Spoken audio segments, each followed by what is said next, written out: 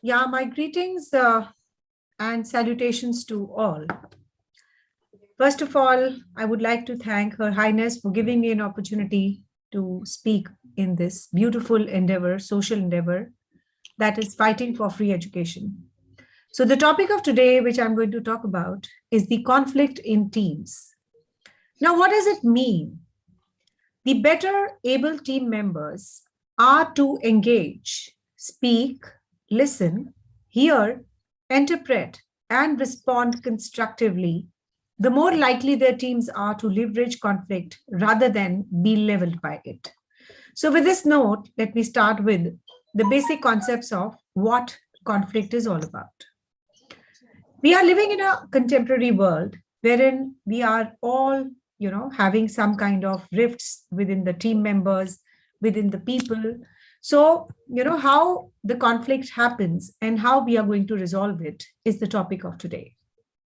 The conflict can be defined in a variety of ways. It's like a battle or a war and a situation of open, often lengthy fighting.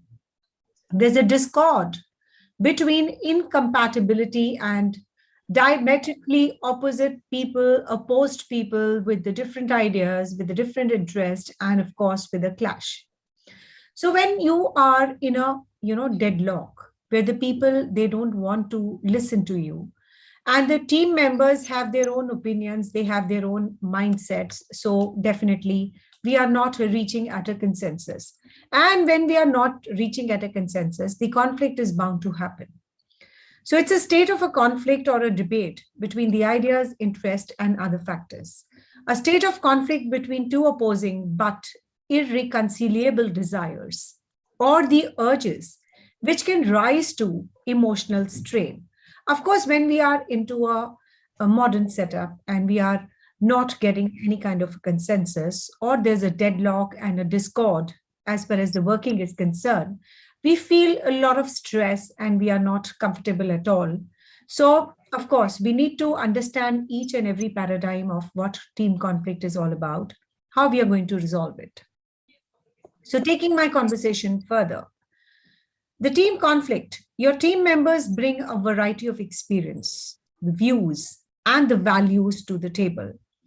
This variety can help in problem solving, innovation, and performance.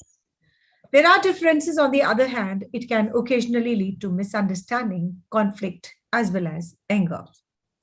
And of course, the conflict in the workplace, often known as a team conflict, is a breakdown of interpersonal connections.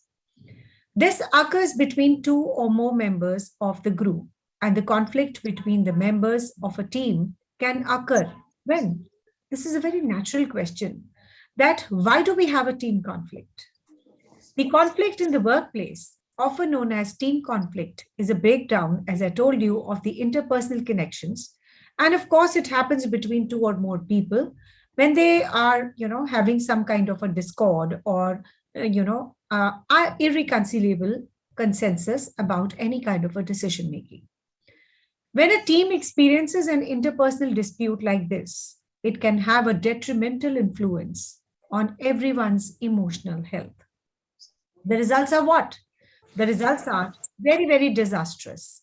Like we have the results in the performance of the teamwork, the performance of organization, and the program towards the objectives. And of course, we need to, have a big consideration in this regard that we need to solve the team conflict. The employees' conflict is unavoidable in any human relationship. And as a result, effective conflict resolution abilities are very essential for the leaders. And this will enable them to resolve very quickly and effectively any kind of a problem when it arises. And for a variety of causes, team conflict can emerge in a variety of settings. And let us look at three examples, which I'm going to quote here. The leadership goals and expectations are out of sync. That is, the leaders have varying personalities and may have varied expectations for the project's objectives. The project scope and the outcomes should ideally be agreed upon, and however, this isn't always the case particularly in large, complicated, and a cross-functional project. Now, we'll be talking here about different sources of conflict, out of which the first is the status inconsistency. There's a difference in the status of the people owing to which the conflict are bound to happen. There is incompatible goals and the time horizons owing to which the conflicts are sure. There are overlapping authority, which is also very important to understand. There are team interdependencies, which is also very, very important here. There are incompatibility and the evaluation part, which is also one of the major source of conflict. And last but not the least, there are scarce resources owing to which there is a tussle among the team members and the conflicts are bound to happen. Now, coming on to what causes it. The leaders have a big influence on their team expectations, not just in the terms of what they want to accomplish, but also in terms of how they want to accomplish. And as each individual works to meet their leader's needs, this might produce a stress within the team. And of course, this needs to be taken care of. The second major important factor about what causes the conflict is inter-organizational workflows. They are incompatible. When the procedures or the interfaces across the enterprises are not streamlined, large conflicts are very, very common, and the individuals working on the project must deal with the internal misalignments and as a result of this. And this, of course, slows down the development of the project actual deliverables. And such an individual and incidents might produce a stroke in anxiety among the family members, resulting into a conflict. The third major important reason here is the work styles and communication methods, they differ from person to person. When individuals form a team, there will obviously be variances in their working styles, and there are also distinctions in the way they communicate and interact. There are diverse team provides greater results, and according to a well-documented studies, even yet the personality clashes might exist. Now, coming on to after understanding the various causes of the conflict, that is incompatible goals, non-alignment of the various, and there were various sources of the conflict, which we have already talked about. Now, let us understand what is the impact of conflict. The results in clarification of important problem and issues. When the conflict is constructive and when the conflict is destructive, the outcomes are very, very different. So first, we will talk about when the conflict is constructive. The results in clarification of important problems and the issues. Like, for example, if people are talking about one problem, one set of people have a different opinion, the other set of people have another opinion, and the third set of people, they have another opinion. So that means what? In the organization, the people are divided into diverse and small groups, and they have their own particular reasons to understand that why they are going for one option and the others are going for another option.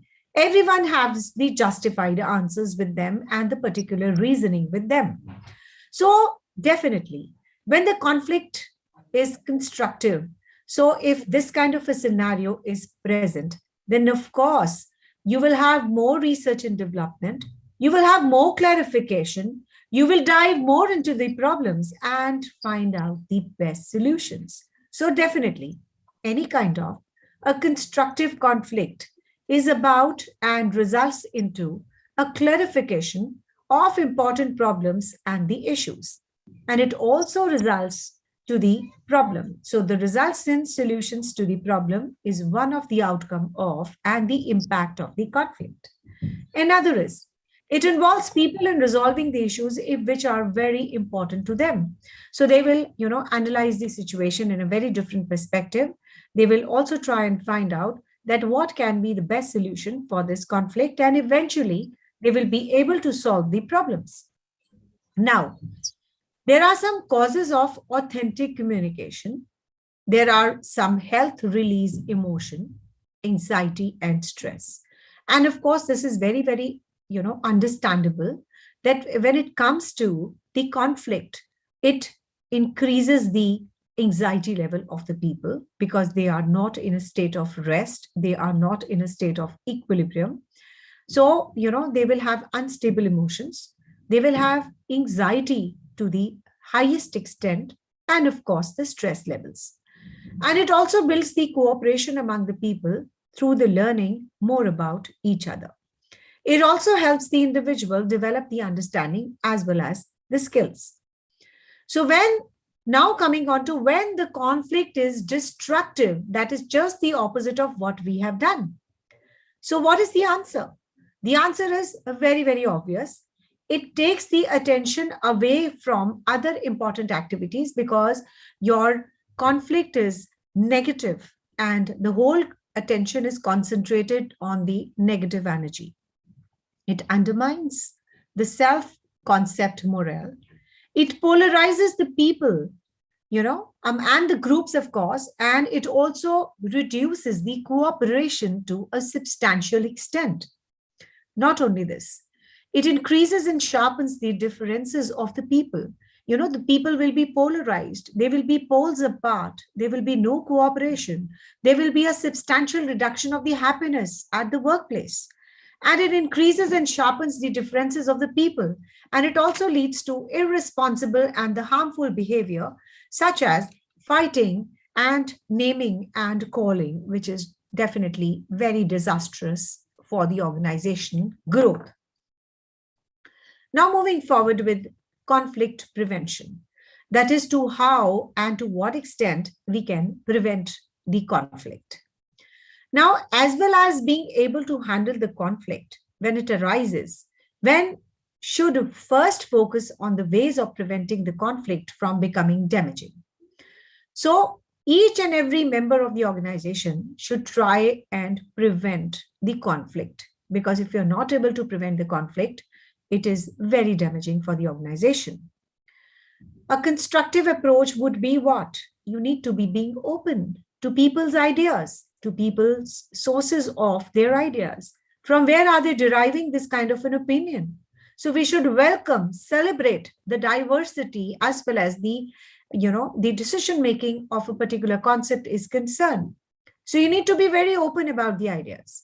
And if we have some issues, we need to express, we need to deal with them immediately and not allow it to accumulate and dwell upon.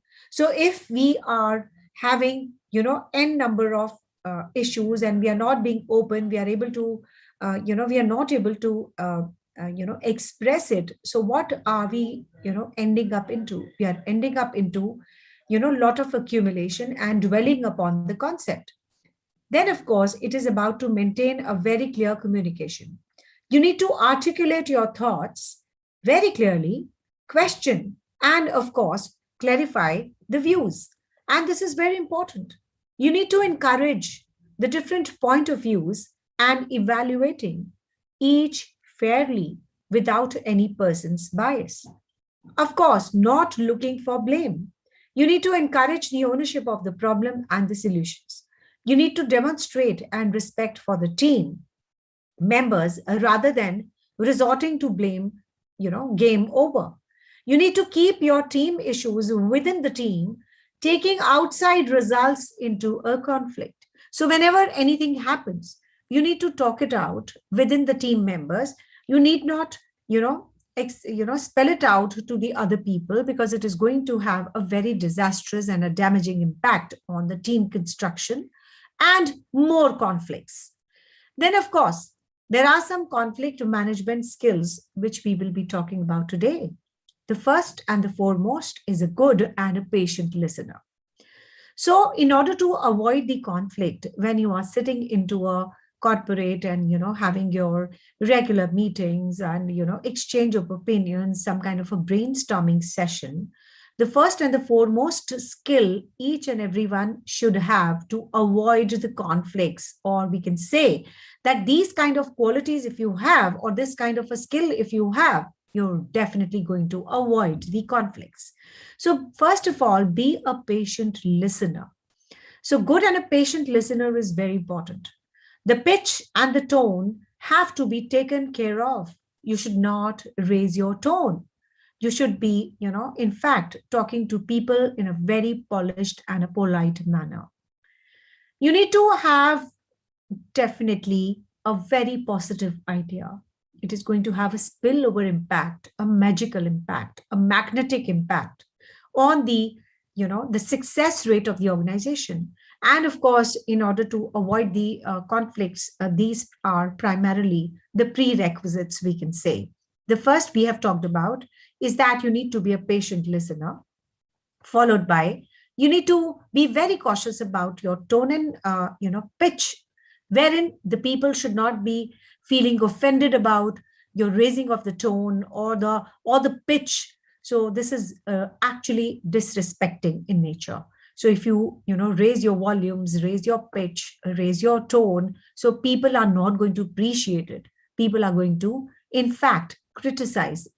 So next is that you need to adopt some kind of positive attitude, and you should never criticize anyone or make them feel small. You need to prefer the conference room, boardroom, or any other suitable place for presentation of the seminars and the discussion. This is one thing I would like to highlight, that if you are into your workplace, try and be very official about it.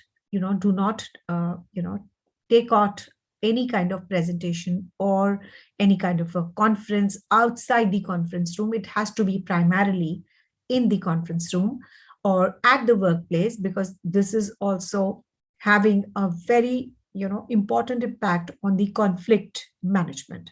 So the next is the superiors must ensure that the team members are assigned the responsibilities according to their area of specializations, and you should not be giving any kind of a work to such persons whom they are not skilled upon.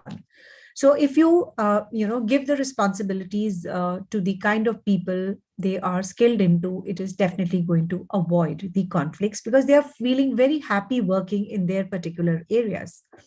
You need to avoid the gossips and the rumors. The conflicts must be avoided at the workplace so that the employees do not carry any tensions back home and are unable to give the best themselves as well as their organization. So you need to be very particular about it, that you need to be a patient listener.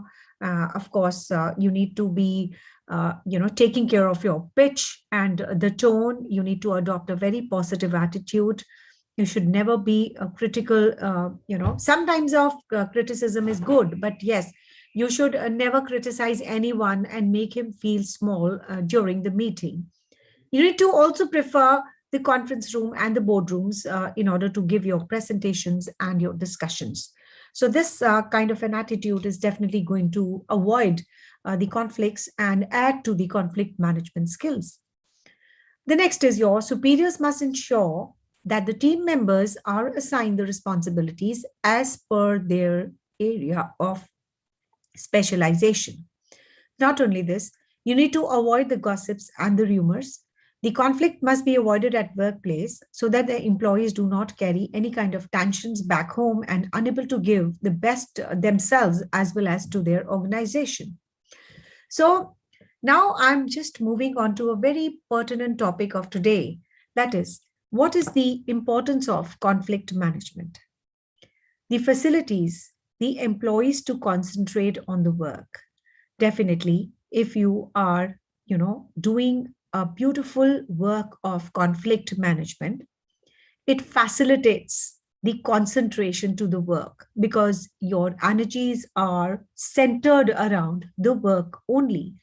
Otherwise, you will have a, divided interest in, about just taking care of the conflict and, just bothering yourself with a lot of stress and, people will be unhappy because your energies are moving and diverting towards controlling the anger or, having any kind of misunderstanding because of the owing of the conflict which is arising. But yes, If you are having a good skill of conflict management, it is going to increase the productivity. It facilitates the concentration of the work. It strengthens the bond among the employees because the people are not fighting with each other. The people are very happy working with each other. So it strengthens the bond also. And it also helps in finding a middle way, an alternative to any problem and successful implementation of any kind of an idea. So all these factors and things have to be kept in mind, and they are very important from the organization point of view.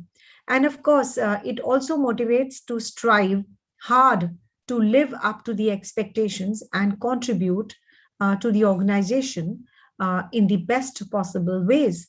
And the action is better than cure. So, these things have to be kept in mind. So there are some key points which I would like to highlight here as far as the team conflict is concerned. The team conflict is very natural, but by practicing the conflict resolution skills, we outline here that you'll be able to spot and deal with the issues before they escalate.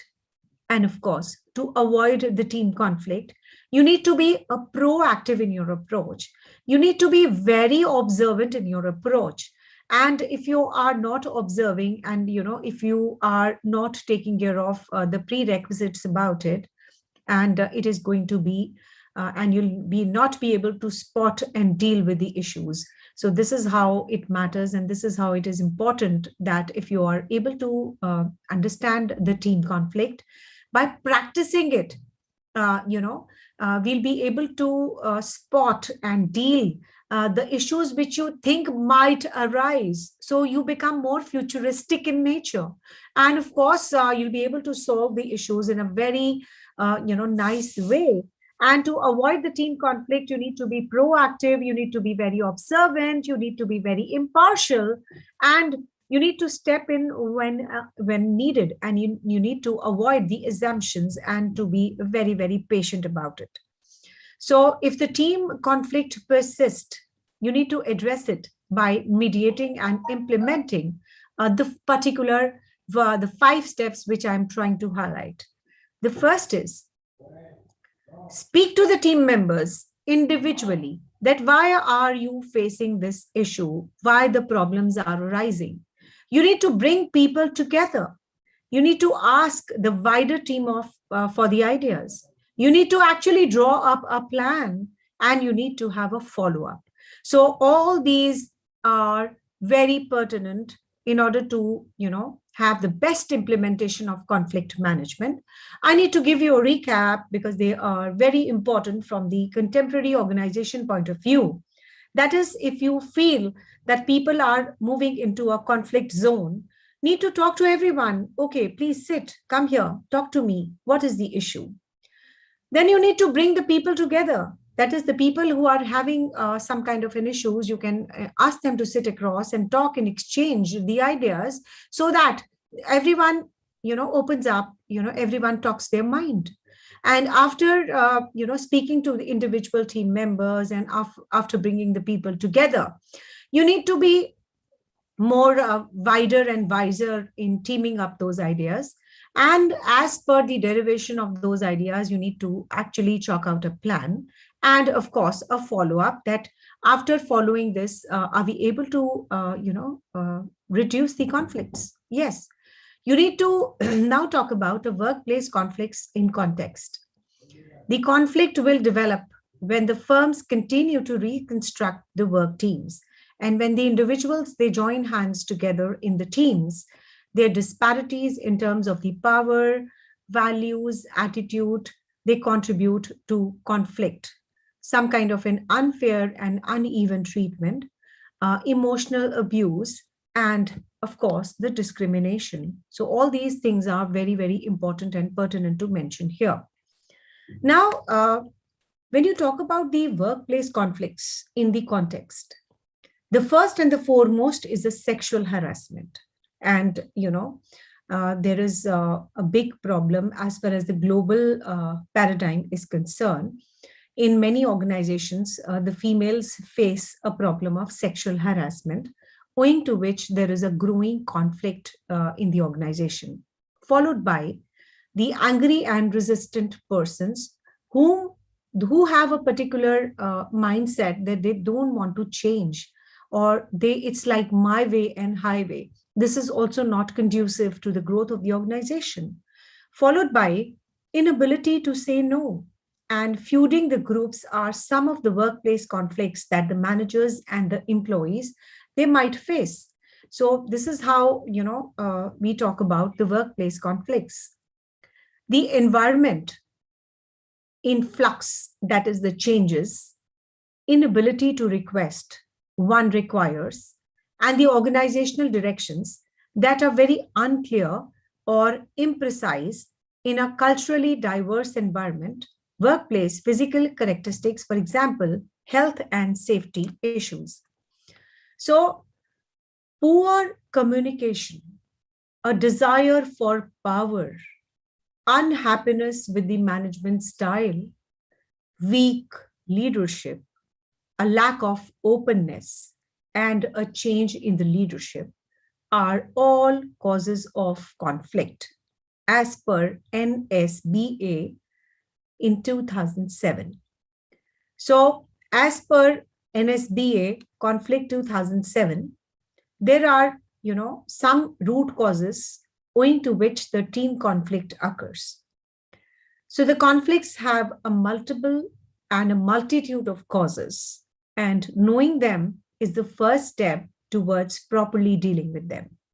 So if we know that, yes, this can be a particular cause for a conflict, and we actually, know about the nature of that particular factor, it is the first step towards solving it, towards dealing with it. So the team conflict, what causes it and how you're going to deal it as per NSBA 2007. So we first talk about number one, that there are multiple causes for the conflict to happen. The second is, if you know the factor, that this factor is responsible for this kind of a conflict, is a first step towards properly dealing with it. The most typical cause of the conflicts when you talk about is a perceived breach of faith and trust. If you're working in an organization and you feel that your trust and faith is defeated, it is breached. So this is primarily one of the biggest cause of the team conflict. The individuals, they have a perceived breakdown of faith and trust. And when one faith and trust in another is betrayed, it can trigger an emotional reaction that escalates to the conflict. The feeling of confidence, security are endangered by a trustworthy connection. A betrayal of trust elicits our most powerful emotions, which typically results in confrontation. And when we have unresolved conflicts, is another factor owing to which the conflicts occur. You know that this is the nature of the cause of the problem, and you know this is the major factor owing to which the conflict is happening, and still you are not doing anything about it, is another major cause of conflict. So conflicts are inevitable in all types of organizations. However, if they are left unresolved, the related sentiments and the emotions will continue to exist, and at least in part. And when this dispute resurfaces due to a different circumstance, the suppressed emotion might erupt with the force, and frequently, significantly greater than those linked with the original conflict. As a result, it's crucial to resolve the conflicts as soon as possible rather than allowing them to fester. Another important cause of the team conflict is miscommunication. It is one of the major causes. So, out of our most important skills is the capacity to communicate. We use the words to communicate, but they don't always accurately reflect the image and we have in our heads. And when this happens, the error frequently arises, resulting in dissatisfaction. And if neither individual is prepared to accept the responsibility for the blunder, It might lead to a conflict depending upon a variety of conditions, such as the stress levels. Next, we have a personality clash. Each one of us is unique. Our personalities, and according to experts, are genetically determined, resulting in distinct set of favored behaviors. And of course, there are two different type of people, and we have definitely, when we have a different nature of the people, there are personality clashes. And these inherent distinctions are some of our greatest assets as individuals and as teams, but they can also be a cause of contention. The next major cause is your differences in the learned values.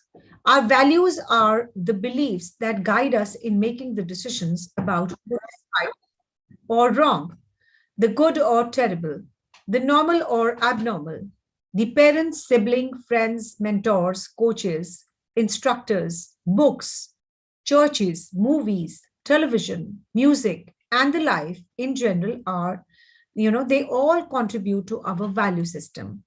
And because no two people have the same life experiences, we each have our own set of values and the beliefs that influence our choices and our actions.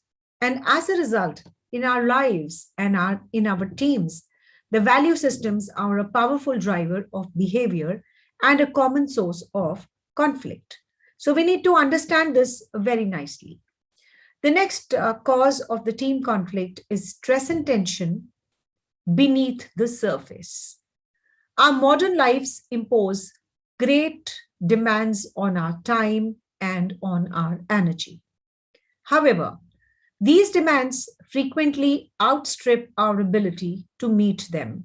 And despite this, we go to the work, we try to operate normally with our co-workers. However, all too frequently, this underlying stress, it manifests itself at the smallest provocation, resulting into a conflict. The another factor is your ego issues, and we need to be very careful. Another factor which is responsible for a team conflict is ego issues. Ego is a powerful force of the human behavior and the decision making. Ego wants us to be correct, and therefore it pushes the people to argue for their point of view, and sometimes irrationally. Admitting one's mistake is one of the quickest methods to the end a disagreement or a conflict. And at the best, least, get out of your own way and try to see the things from the other person's perspective. So empathetic attitude can also reduce the conflicts levels. The combination of the preceding, that is, the conflicts are rarely simple, the single source occurrences, and typically they are a combination of aforesaid elements, and a conflict may arise as a result of a misunderstanding. Now, what is the conflict management? The results of the conflicts are not predetermined. The conflicts might escalate and lead to non-productive results, or they can be beneficially resolved to lead to a high quality productive results. Learning to manage the conflict is integral to a high performance teams.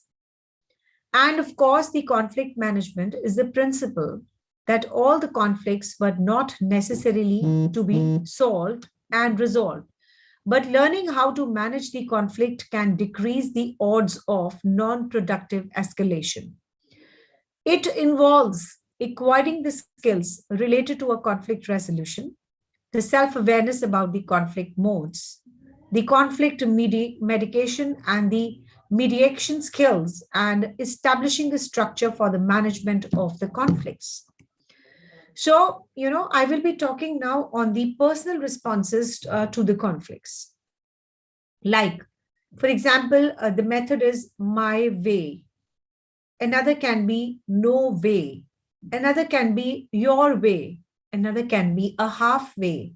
And another can be our way. So these are the personal responses to a conflict. So let me just explain you one by one. The first is your attitude. I will get her. I will, if you don't want to go in with the conflicts, so I will get out. So another halfway is I will meet you halfway. And our ways, I care and I will work with you. So that kind of an attitude can actually help resolving the conflicts. Another is like basis. If I win, you lose. If I always avoid conflict, I will yield to keep your friendship and I will make a deal. I respect you and will resolve the conflict. So if your attitude is like we kind of a thing, that is, we can do it, together we will do it, together we can resolve the conflict, and with a very high value system, there is nothing which can stop you towards the resolution strategy in an organization problems. Now, sometimes there are varying styles of conflicts. So they are very interesting. So let me share with you a few of them. The first is like accommodating. Okay, I lose, you win. Fine, no problem. Second is avoiding. I lose, okay, you win. The third kind of an attitude is collaborating. I win and you win. So that is, together we both will win. The next style is conflicting style is competing. That is, I win and you lose, or you win and I lose. That is, we are both in competition with one another. Another is compromising. That is win-win or lose-lose. So, these kind of styles are given by Thomas Kilman, Conflict Mode Alexander, dealing with the conflicts. So this is the particular source which I am sharing with you. That is the varying styles of the conflict. Again, accommodating, that is I lose, you win. Avoiding, that is I lose, you lose. Collaborating, I win, you also win. Competing, I lose, you win. That is just the opposite. And compromising is let us win together and let us lose together. So, these were the possible issues. So now I will be moving on to conflict resolution strategies. That is, to what extent we can, avoid the conflict, and what are the possible strategies which are actually instrumental in, solving the conflict. The first and the foremost is don't worry about winning or being correct. When it comes to dealing with the conflict at work, the only win is a shared one that leads to a de-escalation, that is, new common ground and the conflict resolution.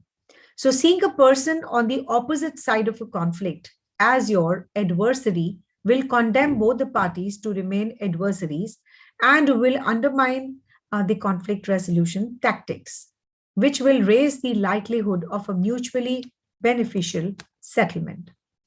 This can be, of course, very challenging, and nobody is denying the fact. That is, we have a natural tendency, okay, I am right, I want to win, you are wrong, and I'm correct. So with this kind of an attitude, it is actually very challenging to solve the conflicts, especially if you have a history of clashing with or disagreeing with a certain someone, but recurring disputes. So no matter how minor emphasizes the importance of this notion. When tackled in a mutually respectful environment, conflict can actually reveal more about your team or the client expectations and, of course, the communication styles, arming you with the best knowledge to discover a solution that is best for the client, the team, and, of course, the project.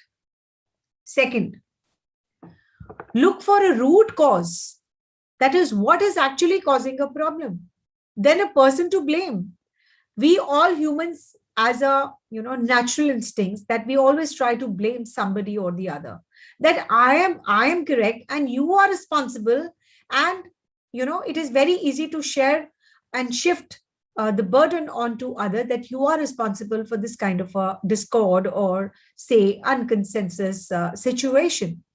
So, look for a root cause rather than just blaming a person can actually very, very magical in solving the conflicts. And we know that the people make mistakes as a project managers because we are frequently the team members that notices them, and it is feasible to focus on an individual error without going so far as to assign the blame. And you can also do that by looking at a point of view, the process when the error occurred. So, did this person have all the information they needed to accomplish their job properly? Did your process checks and balances function as they should? Was there any loss of context when the material was, was passed around? Instead of berating someone, we should focus on the process. Might help you avoiding mistakes in the future and give your team confidence that you have got their back when the things go wrong. So instead of blaming somebody, you should always try to see that okay, we are standing, take a decision, move on, don't blame them, go to the root cause. After all, everyone, including the project managers, can mistake. In fact, we are all humans, and to err is human. So the next is you need to define and what constitutes the acceptable behavior. So you as a leader must, be very particular and say very vocal in what you understand as an acceptable behavior, what your team members must behave.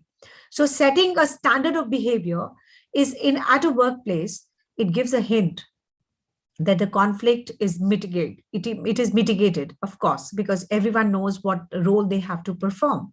So they will define what is and what is not suitable for them for a particular reason. So, of course, you need to avoid the conflict also. That can be another beautiful strategy to resolve the conflict. And there are numerous ways to respond to the disagreement at the workplace, depending upon a person or a manager you are. So, for example, ignore it and let the participants figure it out on their own. So, this isn't necessarily the worst course of action. In fact, the teams must be able to work together, and one of the tools they will need to do is a dispute resolution. So, of course, we need to cope up with this, and we have to understand this that there are some diverse point of views which are coming from the experience of the individuals. This can result in different kind of deadlocks or different kind of problems. So we need to understand very clearly the other's point of view, the negative energy which is flowing. Of course, you need to have a possessiveness. That is, the dominance is the polar opposite of avoidance. So this occurs when a person involved in a personality conflict or even a functional dispute seems no other option for resolving the problem except to solve it alone. So it is commonly referred to as it's my way or the highway, and this type of conflict resolution strategy is not appreciated at all. Then you need to have and make some concessions, like a compromise kind of a situation. So compromise is one of the magical tools which helps in solving the disputes. And of course, this also entails both the parties agreeing on a common aim and then giving out a part of your arguments until they both can come up with a suitable solution. And of course, you need to pick up a neutral location also in order to solve the conflict. That is, changing the environment is one of the first stages in resolving any problem. So, like if in the office you are having a deadlock or some kind of an enraged behavior, just go to a different place, maybe go to a different room, or this will also immediately arrest the conflicts. So, of course, you need to recognize what are the indicators which are coming from the group, strive and try and implement it. Have one-to-one conversation with the people who are responsible for any kind of an issues. You need to pay attention to your relationships. This can be also one of the magical ways of solving the disputes. So, you need to be very particular about collaborations, productivity, relationships, undertaking, common goals, outcomes. So that means you're actually paying attention to your relationships, and this is going to make a substantial difference as far as the conflict resolution is concerned. Then, of course, you need to make a strategy. Understanding each person's point of view isn't enough to deal with the team disagreement, and it is up to a team leader to devise a strategy for resolving the issues, and even if it necessitates the compromise from the rest of the team. The next important resolution strategy is keep in touch. Ensure that the persons involved in the contentious situations are followed up with one. And once a conflict has been settled, you will probably notice a very improvement in the team dynamics. You need to invest into the development of the skills of your team members.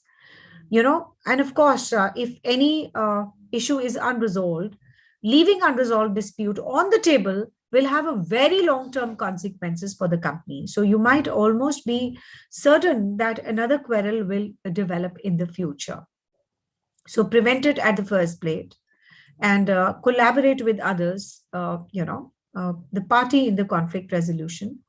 Collaborate with the party in the conflict resolution is a very important and a vital approach in this. So you need to develop a very resolute attitude. You need to tell your narratives to the team members. You need to have a preliminary vision about the resolution.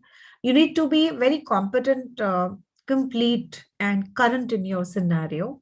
And of course, on the other mindset, you need to have a futuristic vision also.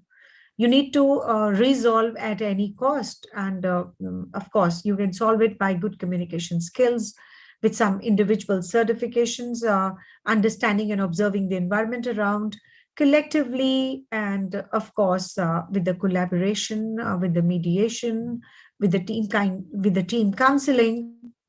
All these things are going to make your team a best team, which is conflict free. And you need to be a patient listener. You need to be very calm about the situation. You need to evaluate the situation. You need to be a good observer. Try and spill around some kind of healthy environment. And your focus towards the only and only task accomplishments can make a difference. So, any kind of cooperative attitude will actually create a lot of issues to the organization. So as a matter of fact, when you are into a modern contemporary world talking about the issues, so try and implement these kind of strategies, as I've shared my views on what can be the possible causes of the conflicts and how probably you can resolve it. All these things will go a long way in achieving the success of the organization. So this was all from my side, and I open the dais for any kind of a discussion or a question if anyone has. I'll be very happy to answer. Thank you so much. Any kind of questions you have, or any issues you have with, or if you would like to keep your own point of view in terms of the conflict resolutions, we'll be very happy to discuss on this dais, on this international dais.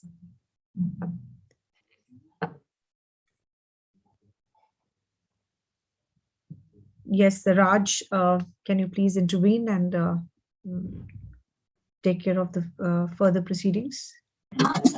Yes, Professor Namita. If anybody has questions, we can go ahead, or we come to the end of the class.